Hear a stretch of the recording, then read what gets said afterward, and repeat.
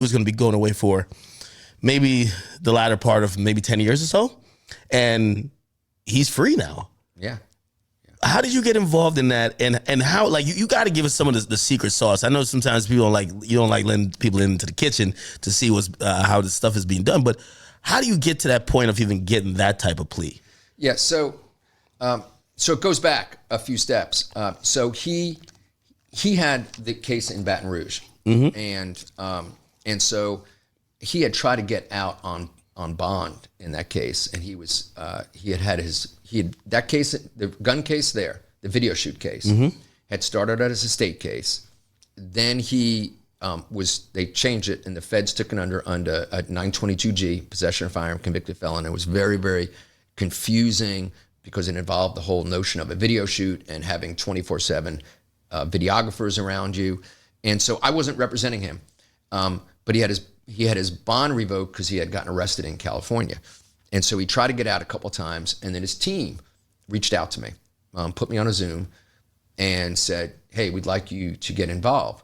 I did my due diligence, and I knew he had the same attorneys in Baton Rouge that he had since he was like 14 years old, and I knew that these folks really cared about him, like they really cared about him like he was their own child. It was like a very paternal relationship.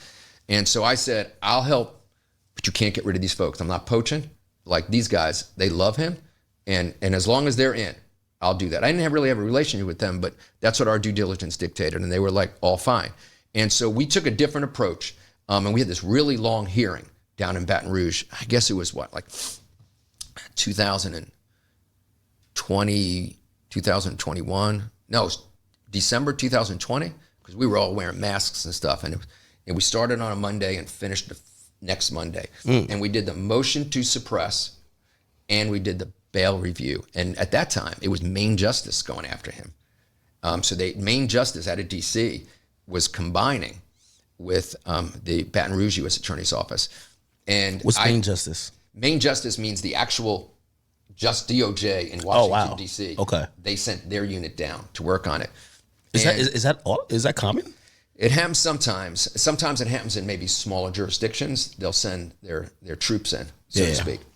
And so we took a different tactic. I took a different tactic, which was that, hey, they're really, because the LA case against them seemed kind of like a throwdown, simple gun case that shouldn't be a federal case. And we presented it really differently to the court. And this judge, at the end of this hearing, let him out.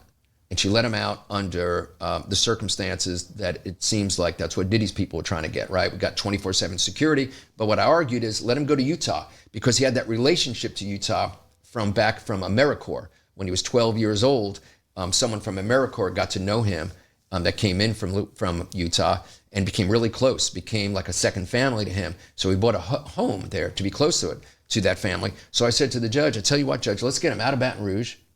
Let's let him go to Utah. He's got people there. And the judge said, yes, 24/7 security. So we got him out. And then he went there. And then we continued fighting the Baton Rouge case, which was very complex because the courts are constantly battling over the possession of firearm by a convicted felon. It's still being heavily litigated. By the way, not to cut you off, no, even though I am. So I went to he called it Gravedigger Mountain up there in Utah.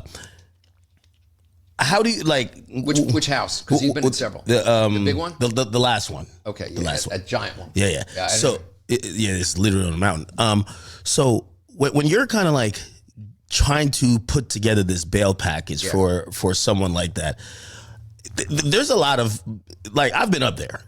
That's an expensive thing that I could easily tell.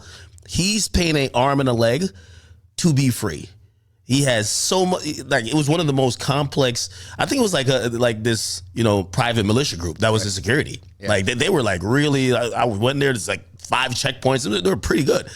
And I was like, he gotta be paying out the ass for this. Do you, when these things happen, do you kind of pull, of course he got a lot of money. Do you pull him to the side and be like, hey, listen, I'm gonna suggest this, but you're gonna need a lot of capital. You work with musicians. Do you pull their record label in? Because I know even with the Dirk situation, there is a promise that Alamo will put up money. Right. How does that negotiation happen? Do you facilitate it, or do you let the money stuff the client and maybe their accountants figure out how they could kind of drum up whatever that you need to present? Yeah. So first, let me tell you, when I along with his team in Baton Rouge, when we got him out, it wasn't that house. It was the house he owned at the time, which was maybe 3,000 square feet, if not 2,500 square feet. It was very modest because at that time it was just a home to be close to this wonderful family that he treated as a second family, and they are like his second family. So when he moved afterwards, I didn't have anything to do with that. I should say I heard about that when I got hired on what you just talked about 10 minutes ago, which was the new case in Utah. So you didn't stay on for the whole thing? No, I did, but I didn't know that he was moving. I did my job, and then that was it. He got out, and then the motion to suppress issue just got tied up in the appellate courts. Him moving around was a whole separate issue. Well, what was the deal with that? Because I remember it felt like, and shout out to all the Youngboy fan pages. I felt like he got good results, then the government appealed, right? Yes, you're exactly right. So we got most of the gun case thrown out by the district court judge. She wrote an amazing order, long order, threw it out. Then they appealed, but there was still life in the issue because of the appellate courts continuing to fight over, and it's still going on right now. The issue of the collateral consequence of gun possession. Like, should there be an across-the-board possession of firearm by convicted felon prohibition? And so there was still life in that issue. But we were also litigating the issue of the videographers and whose property the videos were, things like that, because the video of the gun. So we were just mounting in litigation. And then, so apparently he moves to the bigger house, and then I'll get to a second. Then the whole Utah case happens. But before we get to that, I don't get too deep into the weeds. Now, when we're putting a package together, I'll say, no, that's not a real security company. We need a real security company. We don't need friends. We need, a high-end security company. That house is kind of shaky. And so I'll do things like that. But I leave it to others to look for the resources. I'm not gonna do that. Okay. I'll just at the end say that looks good and that doesn't look good. So going to him, so eventually he picks up the other cases in Utah while he's on bond. And so when you get that call, are you like, fuck, bro? Like, whoa, like not something else. I was just, I was blown away. Yeah. But there's not time to kind of panic. So I assembled my team in Utah. Fortunately, I have people everywhere. And I put together the best team in Utah, the best. I mean, these guys, Jeremy Delacino, John Williams, these are all-star lawyers. And, we took one of our associates, who's my son, Zach Findling, and we just kind of convened, and we just kind of had a game plan. And eventually, that game plan was, let's get this Louisiana case out. Let's just get everything to Utah, because the Utah people, we were in constant conversation with them. And one of the things we talked about was the gun cases. Like, they were very well aware of the nuances of 922G, and they had a certain take on Kentrell Galling. I call him Kentrell. They had a certain take on him. And they really didn't look at him with the lens of that he was a gangbanger. They just didn't. They just didn't have that perception of him. They really looked at him as a young guy that kind of came out of the blue, made a lot of money quickly, and they just didn't have that horrible negative read. And so we kept on, and I kept on telling them. Also, by the way, it was the view, because I know that's two different districts. Yeah.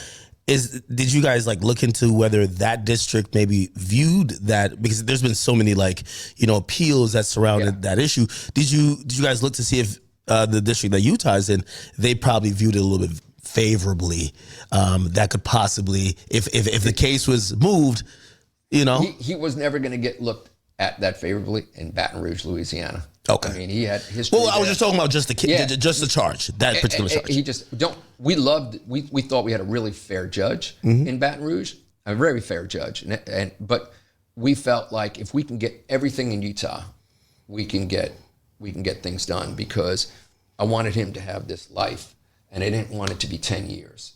And so we went back and forth and back and forth, and the whole goal was to recognize the weaknesses in their cases and the strengths of their cases and reach a part of the negotiation that would give him the opportunity to get back to his family, to his children, and have a career. And honestly, career was the last thing, because he has these kids and he has his family, and I just wanted to get him back to his family, because I look at Kentrell as just this young guy that started so young, and so I just wanted to kind of deliver him to everybody, and that just stayed laser beam focus on getting him out and making it happen as quickly as possible.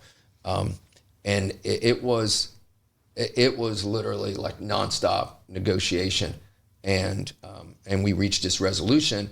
And then, of course, you probably noticed we got him another 93 days back, and that's really what got him out. I mean, even sooner, because everybody was shocked that all of a sudden he was out, because we had to do a little work, and we got him yet another 93 days. Look, I'll agree with you. It's got to be one of the greatest deals, the greatest negotiations that I've seen. I mean, we get phone calls from lawyers all over the country just going, what happened?